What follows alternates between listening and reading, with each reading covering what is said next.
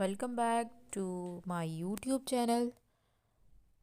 In this video, we are going to discuss the another type of painting, that is pointillism painting, and also known as the dot painting. With the name originally being coined by art critics as a way to ridicule the technique, pointillism developed as part of the post-impressionist movement in the late 1880s. This art technique involved painting tiny yet distinct dots next to one another in order to form an image. Many artists began to adopt this technique of painting, and after the 1890s, once pointillism has reached its peak, it led the way to the development of the art movement. Pointillism is a form of painting in which artists apply small, separate dots of color to create an image.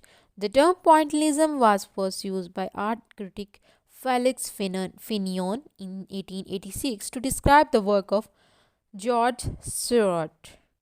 The pointillism technique is especially effective for creating the illusion of light and movement.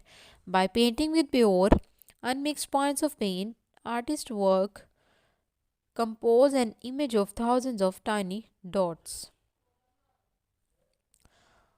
Artists place the small dots of color in strategic position to create the impression of light and shadow.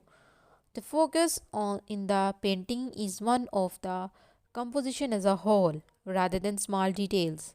This is because artists make small dots of color with unmixed hues that, when seen next to other dots of color, appear to change in shade and tone. Viewers should step back from the artwork to see the full effect and to interpret the subject as a whole. In pointless paintings, colors are mixed optically by the viewer rather than physically on the palette. Artists paint dots of unmixed colors on the canvas, leaving the viewer to mentally blend the hues to create new tones. This